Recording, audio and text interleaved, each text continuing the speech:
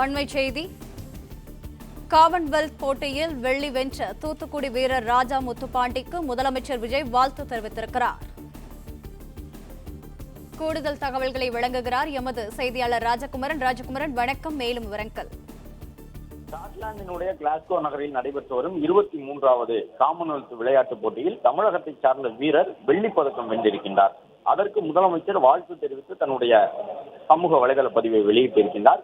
முதலமைச்சருடைய வாழ்த்து செய்தியிலே தூத்துக்குடி மாவட்டத்தைச் சேர்ந்த ராஜா முத்துப்பாண்டி அவர்களுக்கு தன்னுடைய மனமார்ந்த வாழ்த்துகளையும் பாராட்டுகளையும் தெரிவிப்பதாக முதலமைச்சர் பதிவிட்டிருக்கின்றார்.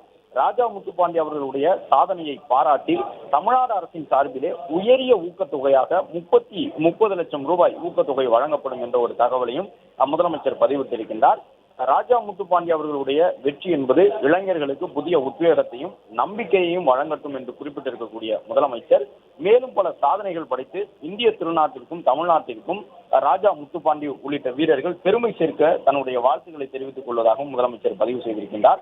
காமன்வெல்த்திலே வெள்ளி வென்றிருக்கக்கூடிய தமிழக வீரரான தூத்துக்குடியை சார்ந்த ராஜா முத்துப்பாண்டி அவர்களுக்கு தற்போது தமிழக முதலமைச்சர் 30 லட்சம் ரூபாய் ஊக்கத்தொகையை வழங்கியதற்கு அறிவிப்பை வெளியிட்டிருக்கின்றார்.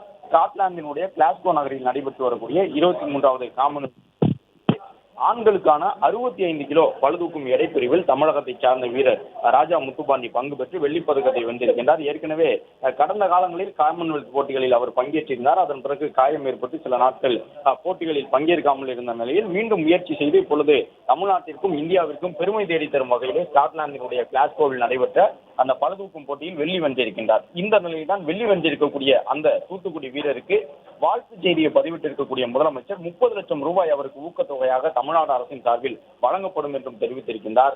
அது மட்டுமல்லாமல் ராஜா முத்துப்பாண்டி அவர்களுடைய வெற்றி என்பது இளைஞர்களுக்கு புதிய உத்வேகத்தையும் நம்பிக்கையையும் அளிக்கட்டும் என்கின்ற ஒரு வாழ்த்து செய்தியினையும் முதலமைச்சர் தன்னுடைய சமூக வலைதள பதிவாக வெளியிட்டு ராஜா முத்துப்பாண்டிக்கு தன்னுடைய வாழ்த்துக்களை தெரிவித்துள்ளார்.